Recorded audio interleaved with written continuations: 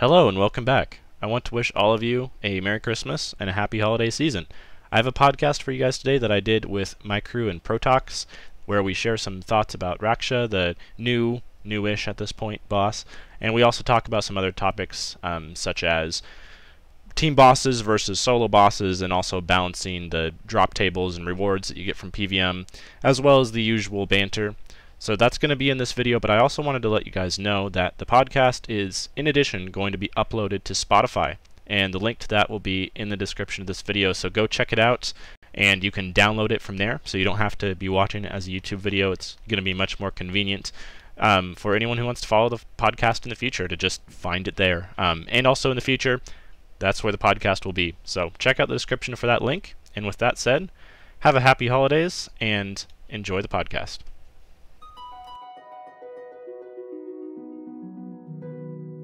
Hello, and today welcome to a brand new podcast. So obviously I have Mr. Munklezunky and Protoxx with me, and today we're going to be speaking about obviously Raksha and all of the different stuff linking into RS3 bossing and, you know, new releases, stuff like that, and then maybe a little bit about power creep and things and skill gaps and stuff. So we will cover a nice little broad spectrum of stuff in today's podcast. And we'll probably go off topic a ton like we always do. So, you know, you can expect that. It's a podcast. We're here to have fun. You guys seem to enjoy it last time, so we'll try and do more in the future. And it'll be on Spotify, etc. So there'll be a link of that in the description, all of that stuff. And we'll try and get it as widespread as possible so then people can watch it on the go, etc. So, first of all, I think I want to ask you, Mr. Munklezunky, what you thought of the boss. Because I know you tried it recently and it was pretty difficult. And obviously it is a hard boss. So what did you make of it?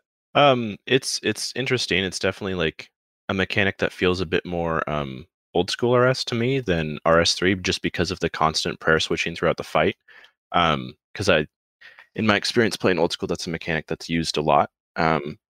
So that was something that just I think is kind of like rhythm based. Once you get used to it, it's not too bad. At the start, it's like, oh, we haven't been forced to do this before very many bosses outside of maybe like a small section of boss like Raksha phase 4, but you don't have to do that throughout the entire fight. And the fact that you have to switch all three prayer styles is new. I can't remember, maybe you guys can, but I can't remember an occasion where we've had to switch between 3 prayers before. Jad's the only one in melee distance. Same with Rax. I think if you melee Rax, you have to do 3 styles as well. No, if you're melee distance Rax, it's only range. It's only mage and melee. It's not range. Oh, I didn't know that. Why did they make Rax harder by doing triple styles? That's kind of weird. I don't know. That's a good question. I'm not sure. It always does melee. So you camp melee in MD, and then you'll see the mage animation. So you flick to mage, and then switch back to camp in melee. Out of MD, it's just swap between range and mage constantly. Yeah, that's not that hard. Yeah, so it's a lot easier than Raksha, where it's always like one of the 3. But the cool thing with Raksha, what a lot of people didn't know on the start, which made it harder, is that it can never be the same attack back to back if you're in MD. Yeah. So if you're praying melee and it hits you with a melee, you know the next is definitely going to be range or mage, so you can get prepared for that. So it makes it a little bit easier in that regards. But obviously, it's still a lot harder to time 3 different prayer flicks. You just need to get used to your binds and get used to the timings and the animations, I guess. Keybinds. Yeah, having a mouse with buttons on it, I imagine, would be very helpful. I do not have one, but yes, I can imagine that. Neither. I use the Corsair Scimitar, and it has the 12 buttons on the side, and I use like those buttons, and I use shift modifiers for those buttons, and that's how I PVM. I will say it feels like you have a pretty wide margin of error, though, with Raksha. Like, the prayer switches aren't super punishing. It's not like killing Jad, right, where you have to have the prayer switch down by the time he, like, releases the attack. Yeah, especially post-nerf. You have until the, you know, magic or range hits your character to get to the right prayer. Oh, yeah. I understand what you mean, yeah. And it also allows you to soul split flick a bit easier that way. Yeah. That adds like even more to it though. Like I tried the soul split flick. It's not hard if you're like, you know, if you're doing duo and you're the DPS, it's just ranged magic and soul split flicking. That's really easy. I mean, easy is subjective. People tell me Raksha is the easiest boss they've seen. Once you get used to it, you know. Yeah, but it's still not going to be the easiest. No, I mean, like boss, the easiest. You know? Like they said, Rax on release was harder. I call BS on that personally. Well, I think it could be like if you were not a very experienced PVMer when Rax first came out, which I think is the case for a lot of people that are good at PVM now. the average is better now. Like the average player is better. That's the thing. But like if you were to put yourself, take all the power creep away from the past few years, put yourself back in there with the around the same skills you have now, you would go for Rax in like 2 attempts. Yeah. I don't know. I still think Rax is way easier than Raksha, even if you have the exactly same knowledge going into both of them. On release, obviously, it was people knew less, but on release, Rax, I did it when I came back to the game after the boss had been out for maybe a year, but I didn't have that great gear, and I did it on I think I done it on my first attempt by just chucking a whole yak full of food because I knew about mirrorbacks, and that was it. That's about it, though. Like that's all Rax has. Like that can instant kill you, basically. Yeah, the web is exactly. pretty obvious. You know, you hit it once. Yeah, I hit myself into the web, and I was like, "Crap, I can't hit Done. that." So like, just because I knew the mirror back, it then was an easy fight. I guess if you didn't know the mirror back, you would die once, and then you'd probably get it after that. But Raksha is so much more punishing than that, and the amount of hard hits on Raksha compared to 0% Rax, even if you're reflecting yourself, you're not going to insta kill yourself typically at 0%. Whereas Raksha can take a 9k to the face so easily. Especially with the enrage. When the enrage goes up, even post nerf, by the way, the hits get pretty hard. That's why you have to. For Munkle, a tip. I only learned about it recently, but just clear the pools after you get the message in your chat box.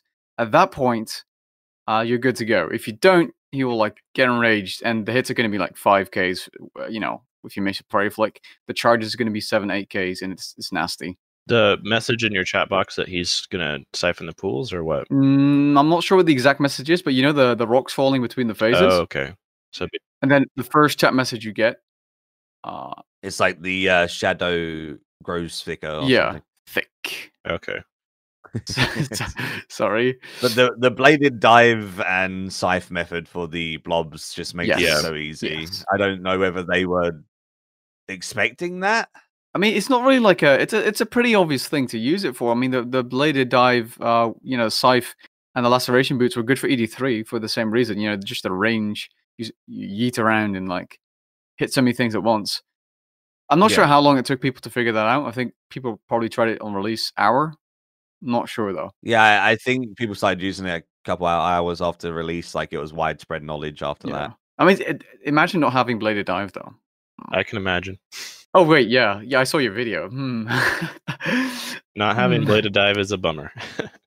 It takes a few hours to get. So yeah, 3 hours to get from Shattered Worlds from scratch. It really isn't that bad. With his gear. It's worth it, without question. Yes, for everything. Literally, I cannot think of many situations I wouldn't use. Even if you're questing, you just yeet around, surge, bladed dive, double surge if you're double surge. It's really nice. So I guess my question now is to you, Mr. Protoxx, because when Raksha first came out, I know you made your video on it saying it was very hard and you were upset and you were disappointed in yourself, I guess. Yes, myself, yeah. Not on Jagex. The boss is great. Yeah. And then now that you've got your duo kills and then you've got a decent amount of duos, you learn the mechanics, you've got a couple of solos now and such as well. Are you enjoying the boss? Has your opinion changed? And if you were gonna give just a quick rundown of what you're feeling towards it, etc. So overall, I think it's an enjoyable boss if you have the motivation or dedication to get into it. The thing is, I personally don't have much interest in getting into a boss that, well, right now the only interest from me in Raksha is either content or money, because the money is good right now. But once those items start to drop, I don't see a reason for me to ever go back. Will the items drop? I think over a year they will. Just do you reckon Ricochet will really drop that hard? I think Ricochet will probably stabilize at 250, 200 maybe. But what you're basing it on is that everyone's going to continue to farm Raksha. What if everyone's like you, where they only done it on release for content and such and had fun, and then they kind of got bored of the try hard of it, and then Chain is going to stay at 200 mil, and then Ricochet's going to stay at 600 mil, and the boss stays at 40 mil an hour or something. If that happens, I will probably get into it later down the line, solos as well. Right now, I just like duos for the casualness of it. I'm too casual. I don't like parry flicking. Duos is exactly the same DPN hour though, so Yeah, that's the good thing. And people that enjoy the dodging the mechanics and stuff more like the swipe, they won't mind. But what I do like about Raksha is the difficulty.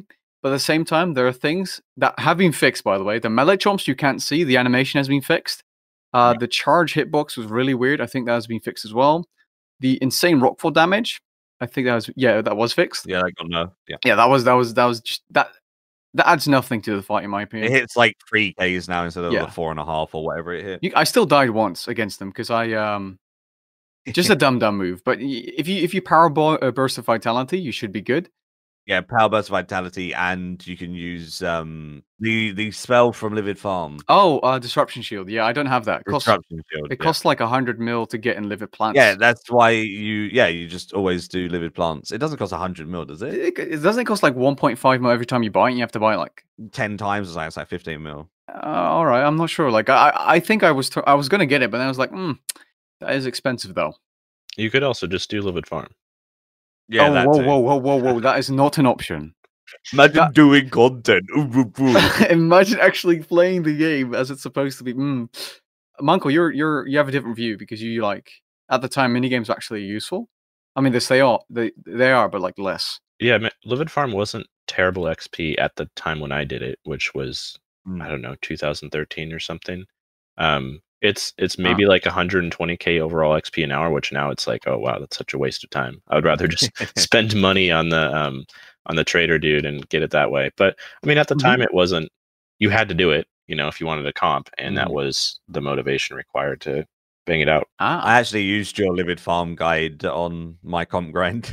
Because it was before, obviously, the Deep Sea Merchant and stuff. And I remember looking at your Livid Farm and grinding it out that way and wanting to die, but it was fine. It's one of those games where it's like it's you get a decent amount of AFK between rounds, but you have to pay enough attention where it's annoying.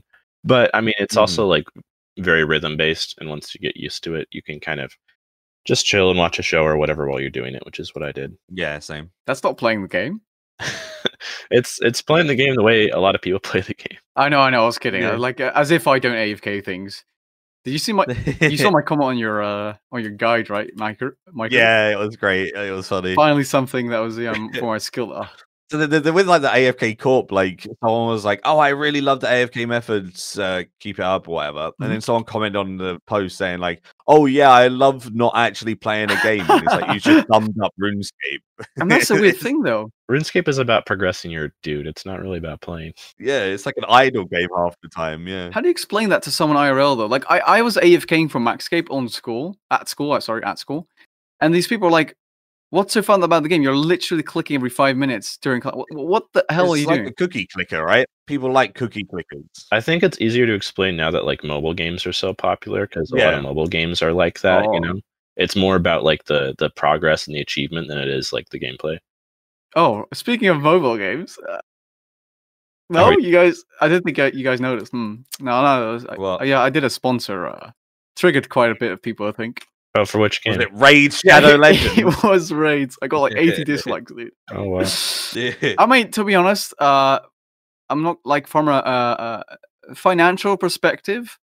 For the effort put in compared to the ad revenue, it was definitely worth it. Well, I mean, Raid Shadow Legends are known for paying a ton of money. Yeah. So I mean, I wouldn't I wouldn't consider myself a sellout or something. It just Hello. You've done a raid stream, haven't you? Hello. No, I'd never take a raid sponsorship. To be honest, I actually didn't mind the game. It was not that bad. I played it. It was like, yeah, it's not as bad as expected when I played it on stream.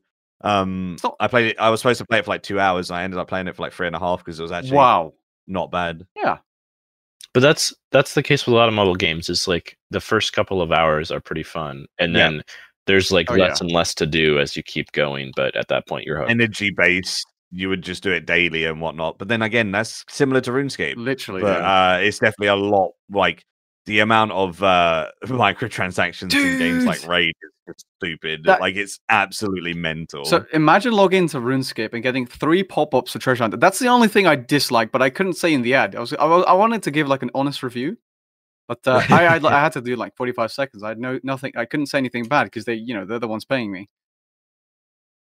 But yeah. Well, maybe you can do another video and do an honest review after you get paid. Yeah, that's going to be a month though. then I can be honest. Then I can be like, guys, because I saw some comments, but I didn't like to reply to them because I was scared. Like the people check in and out would like be like, no, dude, you said that you are not getting paid. I don't know, dude. Anyways, back to Raksha. Yeah, when it comes to release of Raksha, what people were angry with, I don't think was how hard the boss was. It was because they said it was between a Raksha and like 100% Telos. Mhm. So because they instantly put a difficulty on it, everyone had this, imaginary difficulty that they see between Telos and Araxor kind of style. But because it's a of release boss and no mechanics are known, etc., obviously it's going to be harder. Plus, even with the mechanics known, it's harder than 100% Telos, in my opinion. It's probably like 300 or so percent with the mechanics down. Mhm. And what do you think about Jagex just like not saying how hard a boss is? I think the release of Raksha would have been so much better if they didn't put an artificial weight to it. Yeah, if they just said like, look, this is going to be the hardest solo boss in game. That adds, I mean, that could be They anything. don't even need to say that though, right? Yeah. It's just going to be a difficult solo boss. Like, and then don't compare it to anything at all. Just say difficult solo. And then it's going to be fairly hard. And then I don't think they would have had to have nerfed it, Mm-hmm. I mean, the rockfall definitely, like I said, I get the adds nothing rockfall. to the boss fight. It's BS. I've died way too. But like the auto attacks and stuff Yeah. really didn't need a nerf because if you're doing the boss correctly, you could still easily do it with minimal food or even no food as long as you were doing your prayer flicks correct and stuff. It was just very punishing when you got it wrong. But I think that's how the boss should be. It still is, but not quite as bad. So I feel like if they didn't aim it at that particular like difficulty, they would have had zero kickback on it. They would have had some kickback where it's like, oh, you're only catering to the elite PVMers or whatever. Yeah. We hadn't had a boss since Solak that was that difficult, which was 2 years ago. So it's understandable to release a hard boss, but if they didn't put that artificial difficulty, I don't think it would have needed as much attention as it had. Yeah, exactly. I agree. Expectations are kind of like a really tricky thing to manage. I think Mm. just in general, if you're not like 100% sure that this is what players are getting, this is what the player experience is going to be, it's probably better just to avoid saying that, making a prediction at all. Because ultimately, that's when people are disappointed and upset, is when their expectations aren't met. So if you don't create any, it's a lot easier to avoid that. Yeah, 100%. I agree with how they done the boss in other regards, though. I'm a big fan of not revealing any mechanics, not revealing the fight, not revealing the phases, etc. All they done was release a teaser that was like 10 seconds long that showed you the boss like the day before, and you could see him, and you had like the music. So that was really cool because it built up hype, but it didn't give away any of the fights. So when you went in, if you went in, for your first time, it's always blind. No one had an advantage. And I think that's amazing. So I think they should do it more like that in the future where they might tease, oh, look, there's, some codexes coming out, and then it's like, oh, that's cool. No one knows what they are until the release. And they didn't showcase any of the fight because with Solak, I'm pretty sure they showed like the whole of phase 1 and 2. Wow. I don't remember actually. I'm glad they at least said what the drops were. If they didn't say anything like with AOD, that would have been annoying. I liked that though. Oh, really? Like, I would rather know like what category of item it is, but not know what it is. That was good. Yeah, but the thing with AOD was they said, hey, there'll be new prayers, and then they also sneaked in the appraisals. So you already knew the prayers, but that excitement of a brand new weapon coming alongside it was even more hype. Yeah, okay. You can't really do that now with the boss logs because you can't hide something. Exactly. But they did hide the spike, though. They didn't say there was going to be anything to upgrade the boots until the boss was released. So I thought that was hype as well, because when I looked at the log, I was expecting to see some boots, some codexes, and I also saw this spike that I was like, you can upgrade your boots now? That's Pog. That's really cool. And then that generates even more hype by not revealing it until the day. Yeah.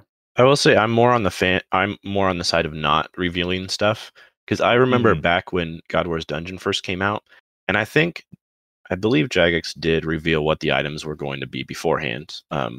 But I think the community was like a lot less interconnected back then. There was just like a lot less content online and people didn't pay attention to it as much. So a lot of people had absolutely no idea what the bosses were dropping, and there was no log either. And there was a GE where you could look up what an item is, but if you don't know what you're looking for, you have no idea what to type in.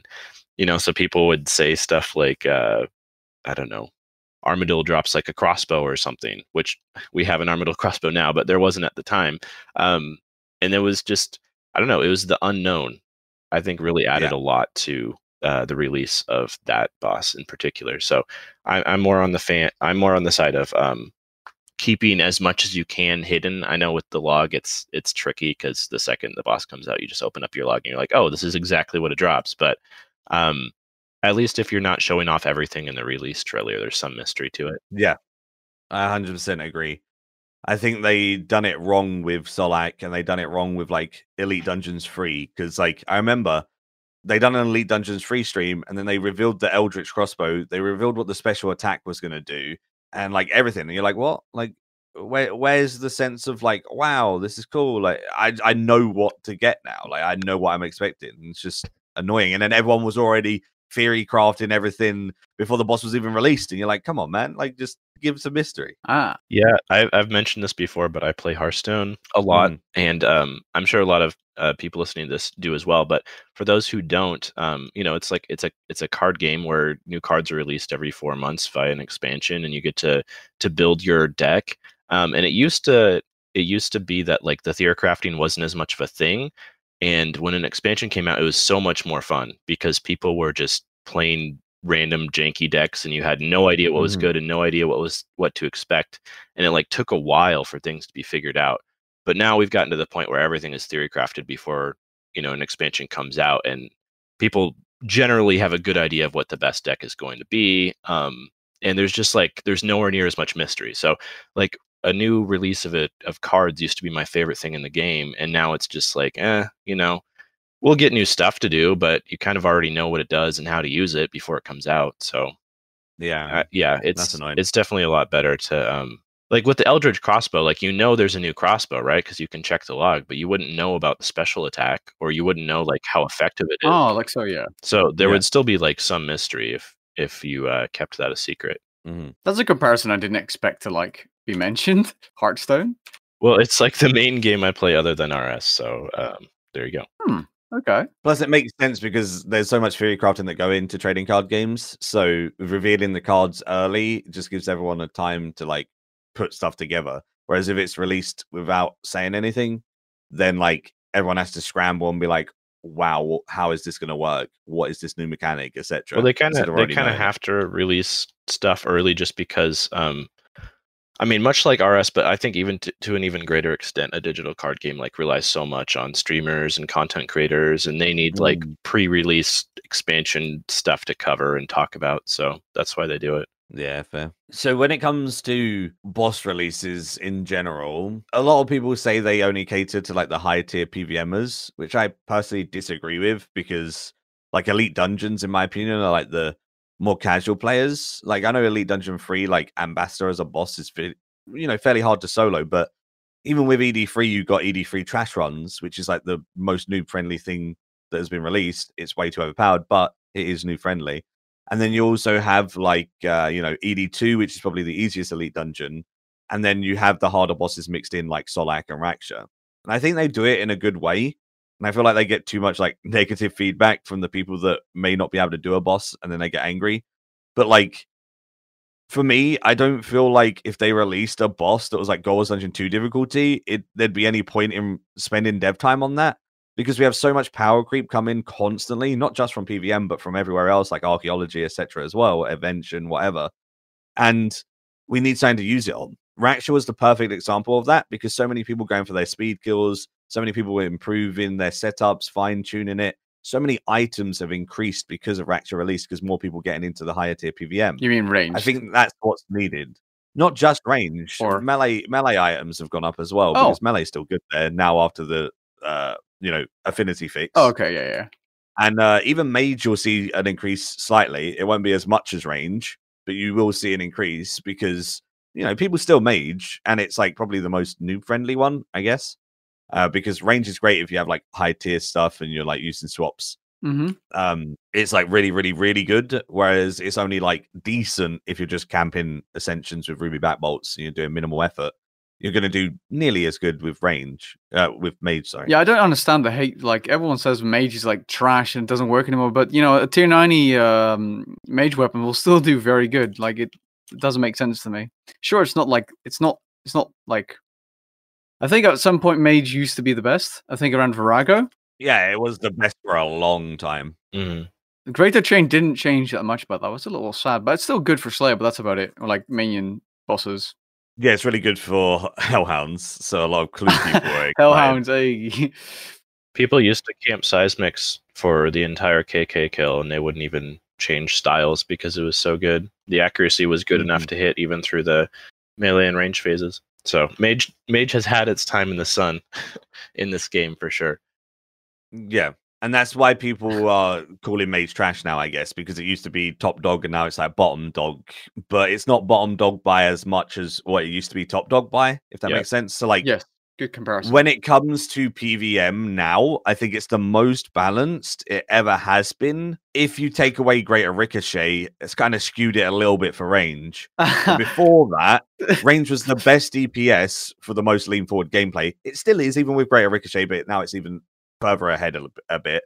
Melee is like the middleman, a decent amount of input and very, very, very good burst DPS, decent DPS over time, not quite as good as range. And then mage is the worst, but it's the probably easiest, and it also requires like the less SWAT switches, and you know, it doesn't have like a billion spec weapons compared to the others. So exactly, I think it's really, really well balanced, and a lot of people like complain that this style is too bad. And I see so many people still calling range trash, and it's absolutely amazing to see, because so many people that are so used to mage being king are like, oh, but range sucks. It's like, I don't know, it definitely doesn't, you know? It's just lovely to see that people have these like opinions, and there's such a broad range of what people like, and it doesn't really matter if you go PVM with someone, if they're using a particular style.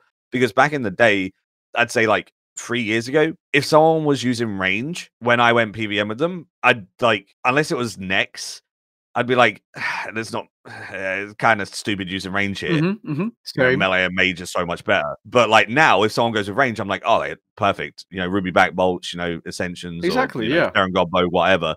And it's amazing. It is really good. Exactly. I think there's also kind of a tendency, because like, especially when you get to higher tier PVM, it's all about doing like optimal DPS, getting the fastest kills possible. So there's a tendency to call stuff that's like slightly less than optimal trash, even if it's very, very good. And it's, yeah, I mean, I think that's just kind of the way people talk now. It's not necessarily good or bad. It's just something is either good or trash, and those are the two options. Oh, dude, that's such a good thing to say, dude. That's like, I agree. Like, there's no in between. There's like, it's either like, you know, the equivalent, like the opposite of trash is perfect, I think, or like not like extremely good. Yeah. And you know, it's good and trash. There's no like bad or slightly worse, or it's just that word trash. Yeah, because like in reality, the only thing that's trash is, I don't know, using like tier 1 weapons or fists. Like that would be in reality trash. But yeah, when the expectation is like the fastest kill possible, the best DPS possible, if you're using something that can't attain that, then it's trash for the purposes of what you're going for. People underestimate just how much a rotation and utilizing as much of your adren and using particular food and stuff like that really impacts your kills as well. Because the amount of people that I see that are like, oh, this style is so bad, but then they're using like goddamn binding shot number 1 on their revo bar, piercing shot number 2 on their revo bar, and then they have like snipe, and their needle strike is like number 7 and it never gets used. And you're like, well, obviously that's the reason why that style is being bad for you. So a lot of time, I think people just go in very uneducated, and then they're very quick to call something trash as well. So you have the end of it being either like the elitists looking at it, where it's like, if it's not perfect, it's trash, or the people that go into it thinking that it's going to be amazing because they've been told it's amazing, but they go into it wrong and then they call it trash. Like having greater barge and not utilizing the bleed. Yeah, exactly, right. Bad ability. Very bad. That ability is so good. Dude, it is busted, man. I like it so much. It just, that single ability makes melee fun. Like without it, I can't imagine melee like I don't know. It's like it's something else. But the same applies to range for me. I think Eldritch is what makes range fun for me. I love prayer flicking. I love making sure I'm trying to be as optimal as I can by utilizing as much adrenaline as I can during that special attack and then ending it off with like a dark blow or something. Like it just feels awesome to really utilize that spec. And I think that's what makes range fun for me as well, alongside Greater Barge making melee awesome. Mm-hmm. So, Monko, do you have Greater Barge, Monko, or? No, I haven't upgraded any abilities yet. Yeah, don't worry about it just yet. I'm not sure what your cash stack is looking like right now, but it do be kind of expensive though. Yeah, I know those are kind of more end game. I would probably rather aim for like at least all tier 90 weapons and all styles first. Yeah. And then we'll worry about that. Would be more versatile kind of thing. Then you can like do all kinds of bosses. Yeah, because I like maging. It's nice and relaxing and easy to do, and it's still Exactly. useful some places. A Slayer, though there are not many tasks you would use magic over melee. I don't use magic at all for Slayer. Magic is also the only combat style I'm not 120 in, so There you go. it would be nice to get that. One thing I did want to talk about is you guys kind of mentioned not having as many lower tier or easier bosses that are released lately, but I was just kind of looking through the boss log, and most of these bosses, almost all of them, in fact, are either low or mid tier bosses. We really don't have that much end game content, you know? And I kind of agree that, like, we're getting new abilities, we're getting new perks through invention, we're getting better weapons, better gear. There does need to be a place to utilize that, because outside of like grinding for pets, you know, doing God War's Dungeon 2 kills isn't really that fun or engaging. After 100 KC, you pretty much have it down. There's not too much more to learn or too much more to challenge yourself. The one thing that I'm not a huge fan of is solo bosses that are really hard. I mean, with Raksha, you do have the opportunity to duo, so it's not purely a solo boss. But for me personally, I really like the kind of difficulty level of a Raxor for solo, because it's challenging initially, and then later on as you push for either speed kills or the highest in range possible. But it's not something that requires like all of your focus. It doesn't require like the best gear and constant switches to get decent kills at. So I don't know how I feel about that in terms of a solo boss, just because anytime you do any solo content, it's just so much more grindy than doing group, because you're not doing it with friends, you're not chatting with people. I don't know, it's just a lot more of a grind. So adding all these mechanics that you have to worry about, and adding a high difficulty level makes it even more so of a grind. See, I'm the opposite of that personally. I feel like scaling bosses are the way to go. So I feel like what Solak is now and what they plan on doing in the future with like Solak style, I think is what they were saying if they do group bosses. Like elite dungeons as well, for example. Stuff that you can choose to go do, maybe on your own or in duo. And then it goes all the way up to 7-man for Solak, right? So every time you go with different people, it might not be quite as optimal as going in a duo or going as a 7-man or something. But you can go with 4 people, you can go with 5 people, you can go with 6 people. It doesn't matter.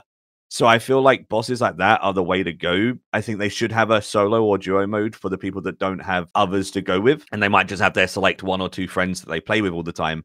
They get to play with those. Then also the people that want to group with everyone else have the 7-man option, because I do agree with like solo bosses being more grindy, but for some people hate the aspect of potentially going to try and find a group and being met with a lot of like requirements and being told they're not good enough or whatever. So they like to do it on their own, which obviously isn't always the best way to play, but I feel like that's a good option to have for the people that are more like of a solo player. Maikeru, there was a poll in 2017 where pretty much 90% said they wanted like solo duo bosses. Yeah. No one wants raids. But like 10-man content apparently. So that kind of like proves your point from a data perspective. I feel like scaling is the way to go for sure, because it just makes everyone happy, right? Yes. But how many could you skill Raksha? I mean, solo and duo for Raksha is completely fine in my opinion. I don't think it needs like a group mode because I don't think it's as hard of a boss to need that. No. But I mean, they could have if they wanted to because they've made it solo and duo. Why not just triple the HP for a trio? You know, it would work. They could make it go up to as many as they want because they don't change the mechanics. They just add extra HP. Yeah, okay. Actually, good. Now I kind of want to do like a boss mass Raksha, dude. The only issue is with Raksha, the way the loot works, you get double the loot in duos. They couldn't make it go up to like 5-man because you get 5 times the loot and the loot would be worthless. Yeah, okay, yeah. But then you have to split the drop, so. But yeah, there would be more coming into the game kind of thing. Way too many, probably. Actually, no, Yeah, wait. So the loot system only really works in solo and duo for Raksha. If you had the same health, but you had 5 people killing it, it would be much shorter kills.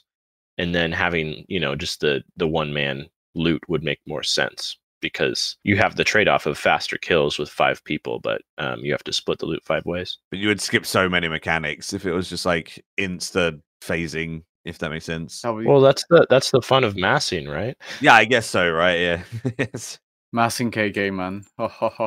I love doing that just to watch people die. Oh, dark, dude. Dark monk. Yeah, I agree with you. That's It's the great. big fun. People dying at mage phase.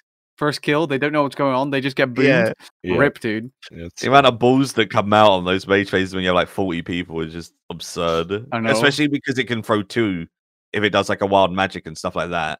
So if it does wild magic, it throws out 80 bombs if there's 40 people. It's beautiful, dude. It's beautiful. Yeah. It's absolutely beautiful. I'm a big fan of like the mid-tier bosses for solo. And maybe that can be the primary focus, but I really like, if you're gonna do the most difficult mechanics, the hardest boss fights, the longest boss fights, personally, I think those are more fun if they're a group boss. And maybe that's not the general consensus in RS, but I'm thinking about like, World of Warcraft was probably the most popular MMO ever. And the entire appeal of that game is mostly these really large group raids. So, I mean, it's not that people who play MMOs are inherently against it. I mean, there is a market for it. It's just maybe in RS, we're so used to like almost everything you do in this game is solo content. And we don't have, I mean, there are definitely good PVM clans and stuff out there, but maybe for the average person, they don't have that. So just due to the fact that we're so used to solo stuff, maybe that's why we aren't as drawn to bosses like that. I could see that being the case. And just because of the nature of getting 10 people together versus just going with a friend or 2, it's just a lot more effort and a lot of people hate engaging in that. When it comes to trying to get into a boss that requires 7 people versus trying to get into a boss that's, duo, it's going to take you a much longer time to find, 6 friends to go with versus 1 mate, I think that's the biggest thing. The setup time. World of Warcraft is based around that, right? Like your guilds in World of Warcraft are based on raiding, and then your sole purpose is to meet at 7 o'clock every day to go do your raid or whatever. Yeah. I agree that there's definitely a market there, but I think RS needs to try and tune into the market of like, you can do what you want when you want. Because I think that's the big thing, big appeal with RuneScape. You can pick it up, play it for an hour, put it down, go play something else, go do something else, Or maybe if there were more large team bosses, we'd have to come up with like a better way to get people to group. Because like WoW has a raid finder. If they made a better grouping system, 100%, yeah. That could probably solve it. If they did make something like that and then made like big group bosses, I don't think I'd be against it. You said an hour a day, by the way? The average player plays a little more. I did a poll recently. Yeah, fair. I'm just saying it. You can do that. Oh, yeah. There's definitely people that do. Are you calling out my poll answer? Wait, hold, have you voted as well, or? I voted for like the 1 to 2 hours or something. Yeah, 1 to 3. Yeah, I didn't check. I did read through the comments, but there were so many people. I was actually more curious about the votes itself, like the percentages. Oh, did the 1 to 3 win? 1 to 3 has 30%. 0 to 1 is 28. The 0 to 1 is the people that just do dailies and then log off. Yeah.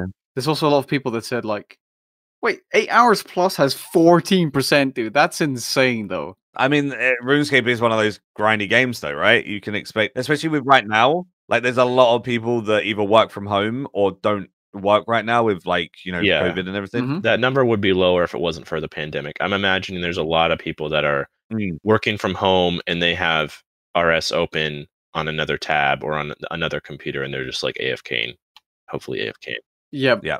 I should have asked for like active hours because it probably would be lower. I don't think there's people that can like physically sit down and actively play this game for longer than a few Actively hours. hardcore PVMing 10 hours a day. I mean, there are people that definitely do that. My brain for like continuously focusing on PVM for more than like 5 hours, it goes to mush. Dude, the Raksha release, man, they killed me. I did 5 hours, right? That's a little more than average for me, and I got a massive headache. It continued into the second day. It was really bad. I don't know what happened. Yeah, I streamed Raksha release for like 7 hours. Holy dude. Like, yeah, my brain was just fried at the end of it. I completely feel you on that one because it's so focus intensive, especially that boss. Yep. So when you're doing such a focus intensive thing and then also trying to interact with chat and stuff on top of that, it just adds so much. And I don't know how, people like Evil Lucario do it. Like, he streamed for like 12 hours on release.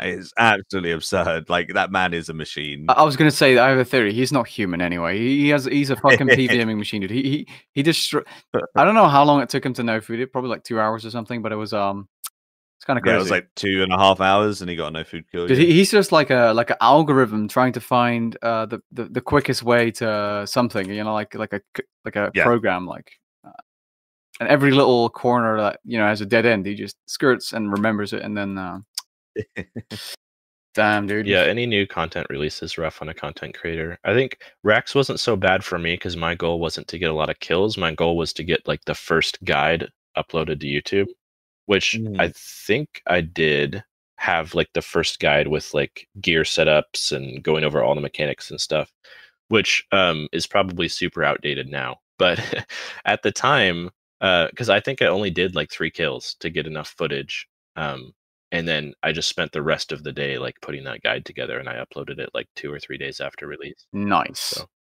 I was planning to do that Raksha, like a first kill guy, but I feel like I'd get judged too much, especially because I made a post, and I think that's a copy paste at this point, about ranting about Raksha. So it's kind of weird if I would make a guide now. Like I'm not exactly the person for a guide, but I know what to do, but it's just execution is my problem. I found the earlier you make the guide, the more forgiveness you have because people understand. And also, like, a lot of people looking up a guide really early on, they don't care about like being perfectly optimal yet. They just want to see how to get a kill. Yeah, they want to get 1 kill for their Reaper back or whatever. Yep. I mean, you could just duo it. To be honest, if anyone's watching and you want to kill, try and get someone who like knows what they're doing base for you. That way, you can if you can get to P4 or to P3 by yourself, you could get a kill in duo as the DPS probably. Yeah, duo's much more forgiving when you're the DPS. Yeah. Obviously, you still need to make sure you're doing a decent amount of damage, but yeah, I wouldn't advise doing Raksha if you can't DPS. Yeah, because the high tier bots, right? Don't even attempt it without 290s. No overloads, just forget it. I don't know what it does if you don't have overloads, but it has an overload drain. I wonder what happens. Yeah, so it drains your stats. Oh, I think whenever a boss has a overload drain, it normally drains your stats if you don't have an overload, like racks and stuff. Yeah, yikes. That's Or alternatively, you could do what I'm going to continue to try to do next week when I have time to play, and get a friend who can do good DPS and has good gear, and then I'm just going to focus on tanking and doing whatever damage I can. That works too. Learning the mechanics that way instead of just dying on phase 2 every kill. Learning in duo is so much more enjoyable as well because you have a friend that you can meme around with. Like the amount of times I done duos, and I done it with Protoxx. And I'll let the clip play right now, like for the viewers, where he immortalities. Kill me quick! Got like 2 seconds on my immort. There we go. Oh no! That immortality, dude, that just made that so much better. It wasn't optimal to immortality at all. You were DPS, you shouldn't have run out of food, but you did because it was memes, it's whatever. And then the man just gets slapped straight back down. Like, it's just so more enjoyable with a friend that you can be around with. We still got the kill, and we got a greater chain at the end of the kill, so it's Pog. But dude, that was so good. It's just more enjoyable and just a great time. And I think that's a big part of like learning as well. If you're learning on your own, you get frustrated at yourself.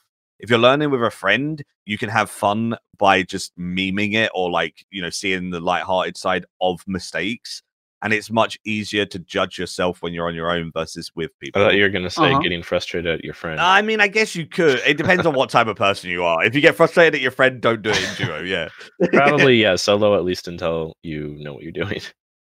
That was totally worth. That was probably one of the funniest moments since this month. So Well, it's a That's great. win-win because either you pull off the immortality and it works and you look like a genius, or you don't and you die in a really embarrassing way, and that's also a good clip. Yeah, exactly. It's still content. Exactly. Yeah. That honestly, that if I would have survived, it would have not been as funny. I think. So Yeah. But when it comes to the next bosses they release, which is Goals Dungeon 3, hopefully, they said they are gonna do it like Goals Dungeon 2, where the ones on the outside can be masked and that they can be done easier by mid-tier to semi-high tier. Then the one in the middle they want to make like the hardest boss, like Telos. But I don't think they wanted to make it solo. I think it was like a trio. But I don't know whether they're gonna change their mind on that, because I was told that at 2019 RuneFest. It's been a year since then. There's been a lot of changes. When they were doing it then, they had it aimed at a trio middle boss. But with all of the feedback and stuff they've had, maybe they'll make it like a solo, duo, trio scaling boss or something. I think I'd like that more personally. same. We'll have to see what they do. But that boss in the middle, they wanted to make the hardest that has ever been released. But I think that would be fine, because you'd have the more casual PVMers happy with the ones on the outside. They can make money there. And then the big hardcore PVMers could go in the middle and do the big boss. That would definitely be ideal. And if it is it going to be 4 for the outside one on the middle? Okay. In that case, I would not even. I would probably leech the middle boss off 2 friends, anyways, if it was trio. So I know enough people that are more than competent enough that can make up for me messing up things. So that would be fun for me, because at least I could get a taste, of what it's like. I wonder what the easy bosses are going to drop, because God Wars Dungeon 1, they dropped tier 70 armor and weapons, and then 2, they dropped tier 85-ish armor and weapons. So the next step is 90. Yeah, or they could potentially drop like tier 87. Maybe hybrid armor, or like more abilities, or the boots. Maybe like gloves, like nightmare gauntlets, but then for ranged. For magic and melee, because we don't have those. Like an ability enhancing gear. Ability enhancing. Yeah. The only problem with that is because then you have so many. Actually, maybe this isn't a bad thing. You have so many different gear options for ability enhancing. It's like, what do I wear? So hopefully that doesn't just mean that like one piece of gear is optimal everywhere and the others are useless. But that is what it is right now. That's like Cinderbanes. The only one that has an alternative to Cinderbanes, other than like a Death Touch bracelet or something, if the thing's not poisonable, is range with the Nightmare Gauntlets. Yeah. So if they did make that for melee and range, I guess you just have the Nightmare Gauntlet alternative to Cinderbanes, instead of just having to be forced to use a Death Touch bracelet or something. Yeah. Maybe like a moving asphyx. That'd be interesting. I want a mutated Conk Blast. Yeah. To allow you to bleed your asphyx, but well, not bleeding your asphyx with the Concentrated Blast. That'd be nice. Concentrated Blast would just be like Mutated Fury, where instead of hitting 3 times, it hits once, and then it's also a little bit stronger and gives you a higher chance of the guaranteed crit. What would I would think like an ability that allows you to bleed your asphyx would add to some nice damage. Yeah, but that wouldn't be Mutated Concentrated Blast that had that. It'd be something else. Yeah, like mutated whack. I don't know. Mutated Surge. Dude, imagine surging and then that would be so weird, just yeeting around the arena, and they're like, yeah, now I can bleed my asphyx. Imagine that the ambassador, dude. What if we get duo armor instead of hybrid? Because currently we have armor that's good for 1 style or all 3, but we don't have armor that's good for 2 styles. That would actually be quite cool as that's well. Like better than hybrid, but not quite as good as solo style. A lot of people duo take 2 styles. For like example with Solak, yeah, it's like mage and melee, or range and melee, or whatever. So like taking a 2 like hybrid item, and then a trio hybrid item would be cool. I like because I don't know how often you actually need hybrid armor, like DKs maybe, but other than that, where are you using all 3 styles? Kiln, and that's it, right? Oh yeah, and Kiln. Kiln is. I wouldn't say it's kind of like once you have the capes, once you have the pet, it's dead content. It's okay money now with the Hornix. Yeah. And you just use obby armor for that. You don't need hybrid gear. Yeah. But it does, if you use different combat styles, you have more deeps because of the strength bonus. Yeah, but the Obsidian is hybrid, is what Monko meant. Like, you can use that as budget hybrid. Yeah, you just make the 3 helms, and then the regular armor is hybrid. Yeah, true. How do you guys feel about balancing, like, releasing a tier 95 weapon? Because it's outclasses everything else, obviously, outside of, like, spec weapons. How do you feel about balancing it by making it, like, insanely expensive to use? Because that's how they balance the Scythe in old school. The Scythe is the best weapon to use against anything that's more than one square, right? But the upkeep cost is insane, so you can't just use it everywhere. I dislike expensive items personally.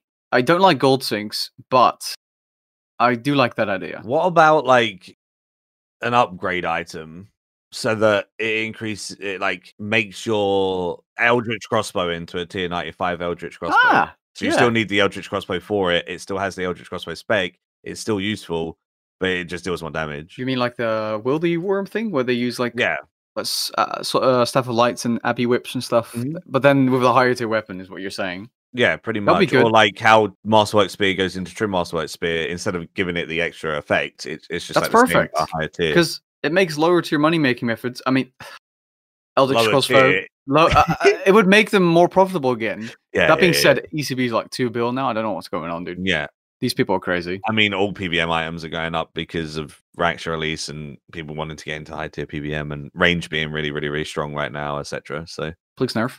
I'm kidding. Please don't. The only downside of that is like it's a lazy way to do it as well, because it'd be cool to have new spec weapons in the game, and because of having Essence of Finality, you can put an Eldritch in an Essence and you can get the spec kind of thing, right? So the way they need to do it is just continue releasing like really cool abilities and continue releasing like good special attacks, especially with Essence of Finality now being a thing. They can even release, you know, the Gold's Dungeon 3 outside bosses. They don't have to drop amazing tier weapons. They could still drop tier 85. But then specs.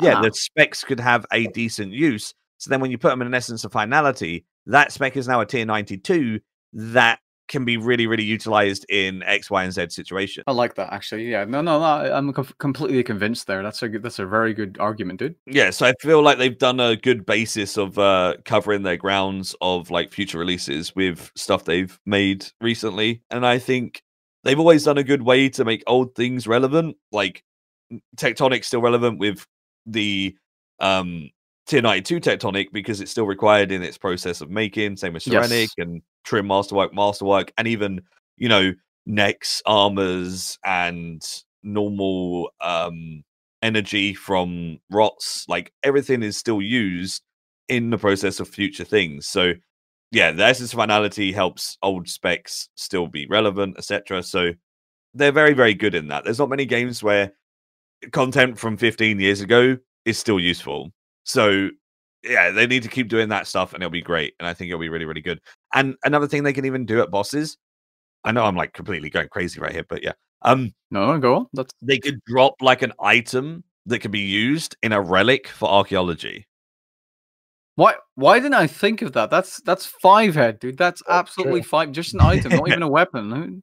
So they don't have to drop things that directly equip on your character, but things that affect your character in a PVM standpoint that can be sold and used and whatever, right? It doesn't have to directly be a new weapon, etc. Yeah, I was gonna say, like, it depends on what your goal for releasing new bosses is. Is it just like to increase the amount of gear, the amount of bank space that you have, the amount of switches that you have, or is it to increase like ability diversity? You know, like maybe different abilities are useful different places, or like you said, the archaeology relic that's offers more options. Or another one could be like bosses drop a weapon that's, I don't know, like tier 85, tier 90 or something. It can be decent for lower level players, but for higher level players, you can disassemble it and get materials to make a new perk. New perks, that's another one.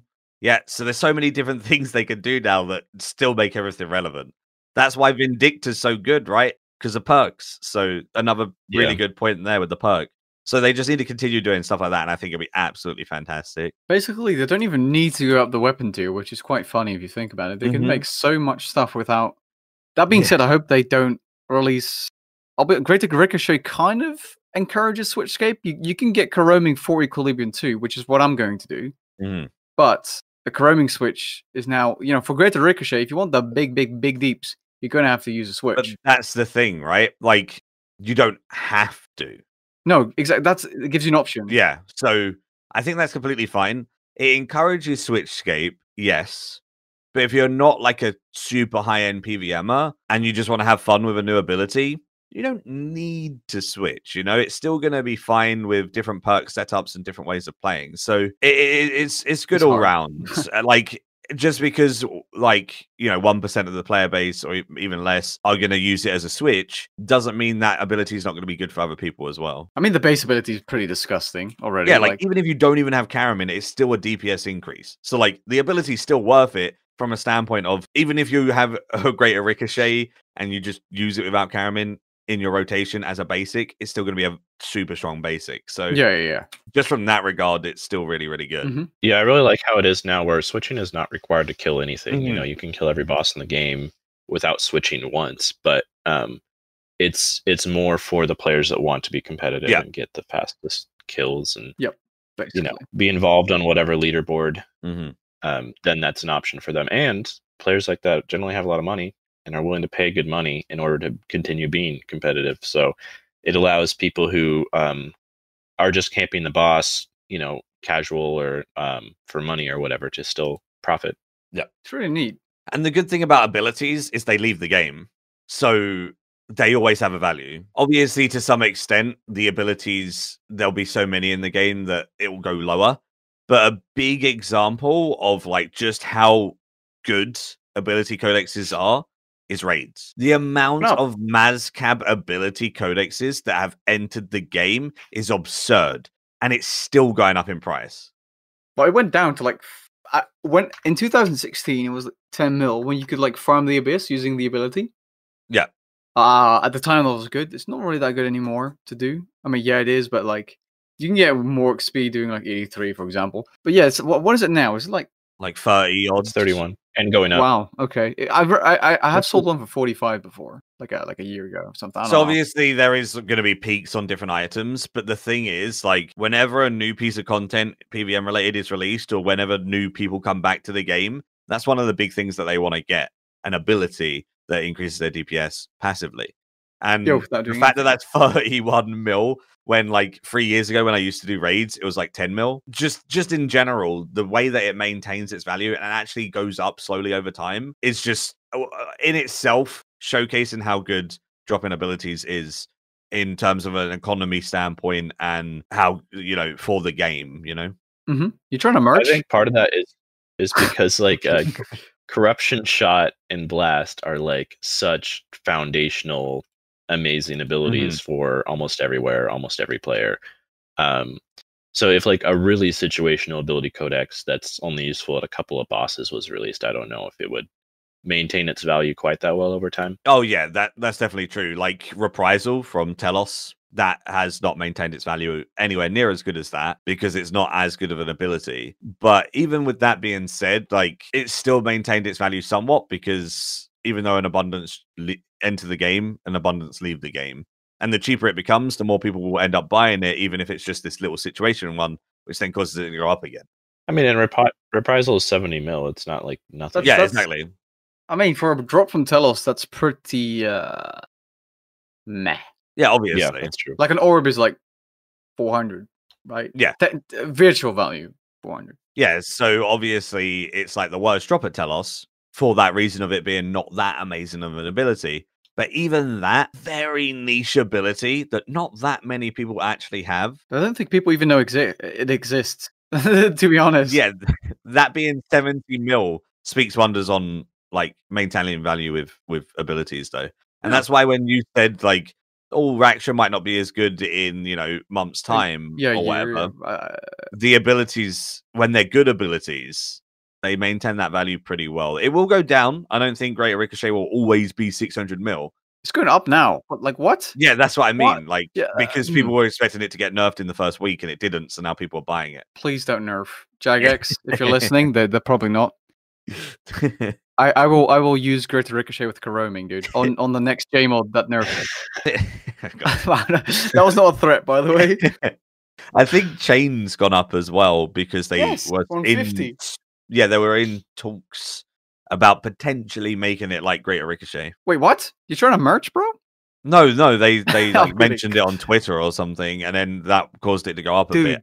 I don't think I have no idea whether they're going to, and I don't think they're going to.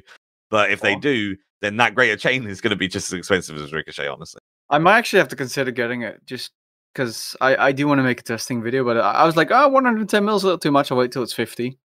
Rip. And then it went back up. 150. Wait, laughing. We sold one for 110, right? Dude, if we just sold it like a day later, I don't know. No, our chain was like 130. But still, though, 20 mil. That's a lot of money for me, dude.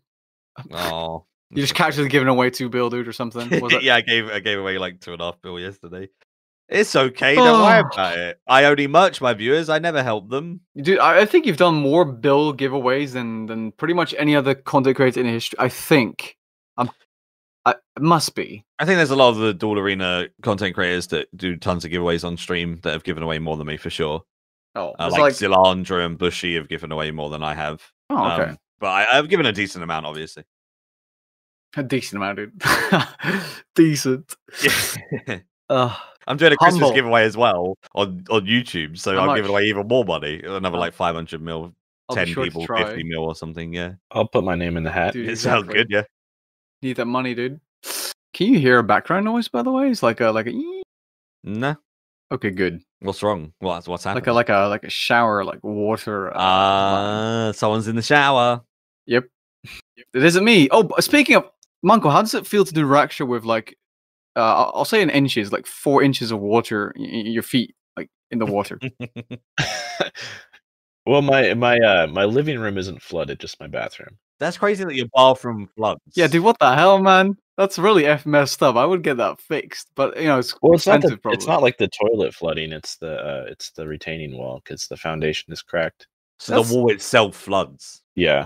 When it gets really wet. That's still bad. It's actually it's pretty common in older houses that are built on like really clay soil that doesn't retain water very well. Okay. I took a whole like class on this on like I mean the class wasn't necessarily on construction engineering. It was just more on soil processes, but we talked a lot about how to protect your foundation from expanding soils. And now I'm living it.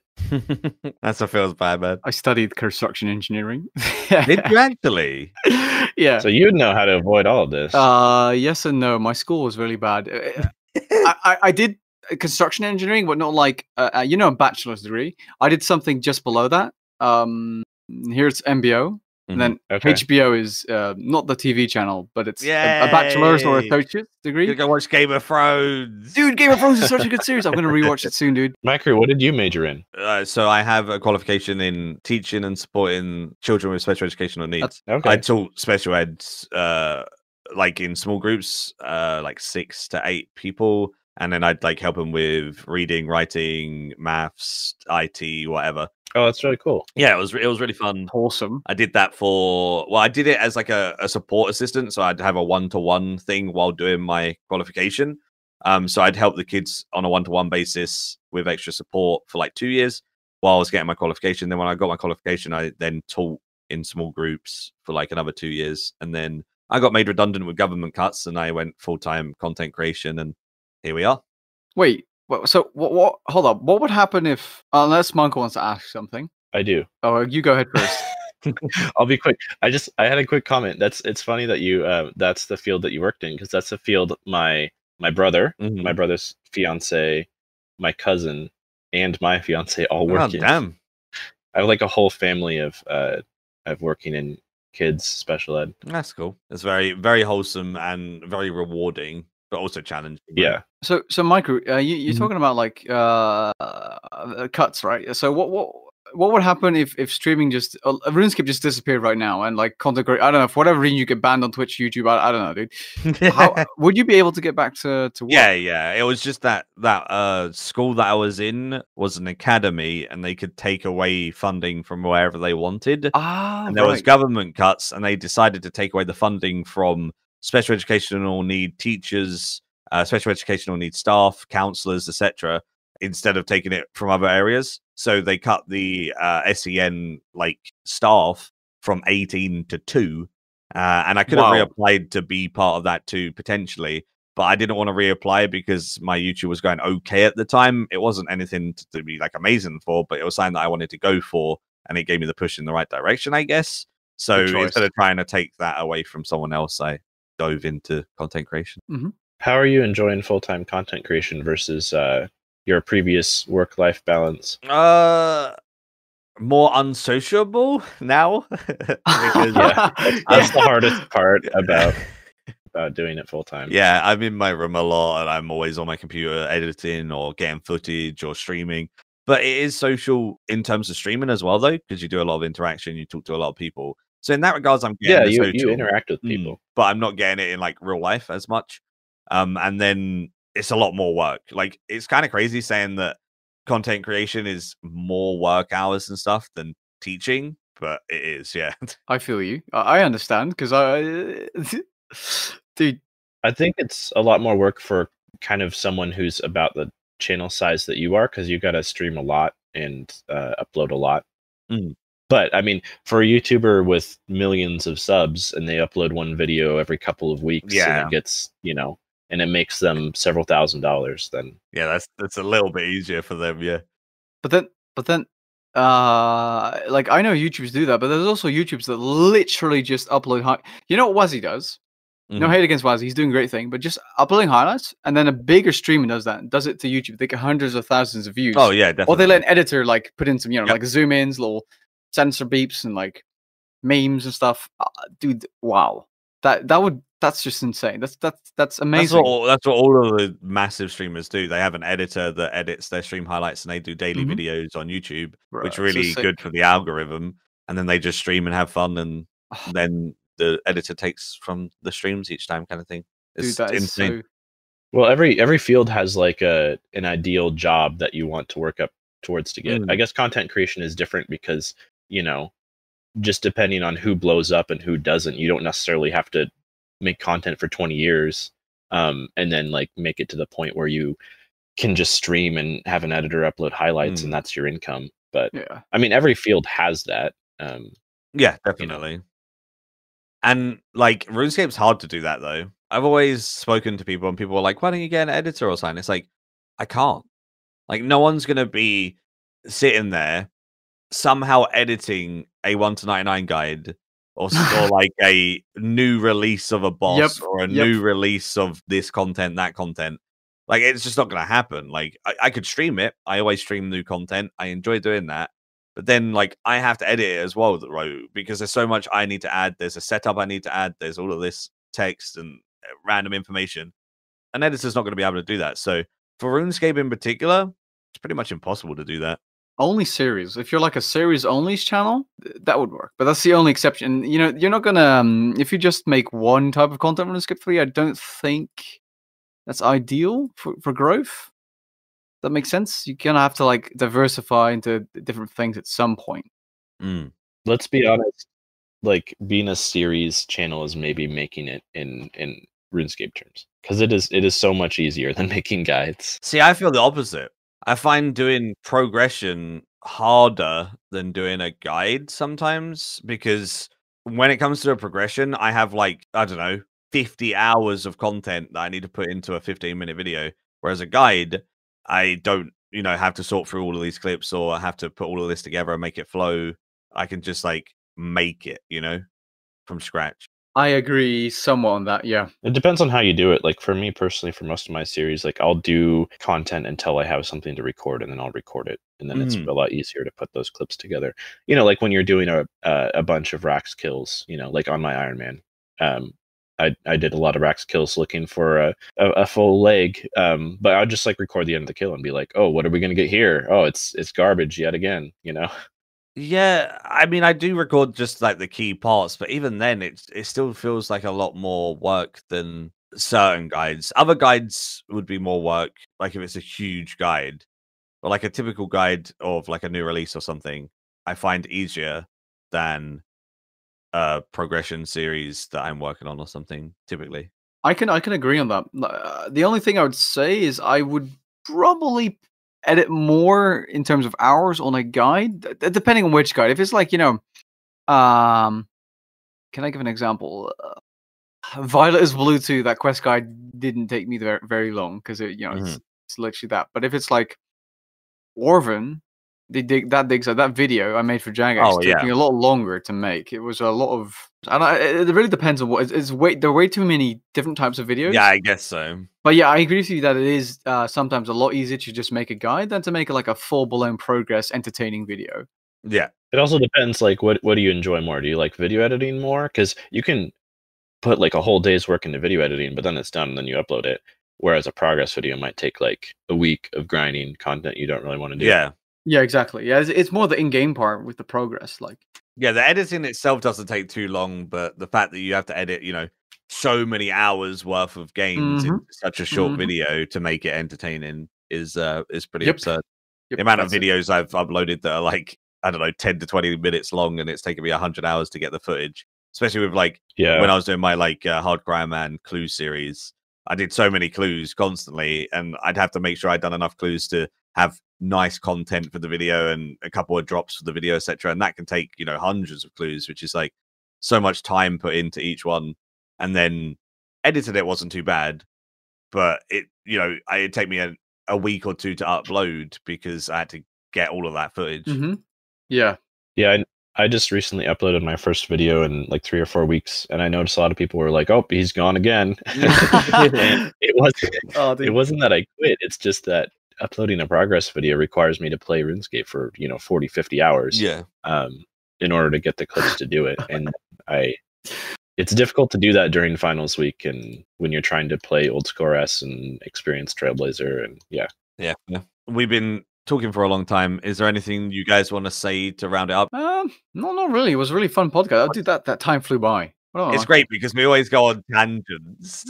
I did have one person on my latest video said he was really excited for the podcast. Oh, that's so cool. Thank you to Oots. There you go.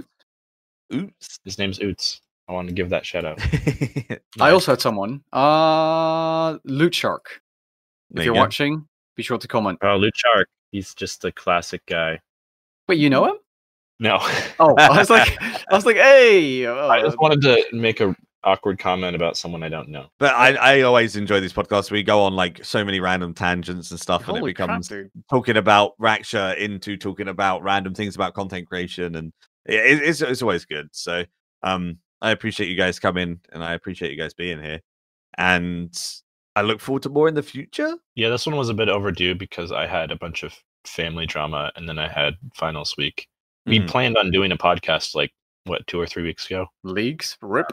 Yeah. But it turns out RS3 players, I don't think were that interested in leagues to begin with, so maybe it was fine. I think it would have been pretty good if they made one for RS3, but it's one of those things that's you never know until you try it as well. I could probably do Raksha with like some OP relics, dude. I could just AP it. Hell yeah, dude. That's more like it. Yeah, that's what I'd be most excited for. Yeah, just completely wrecking, the hardest bosses in the game with like tier 80. Higher risk Telos? Just crap, this is gonna turn into another podcast, dude.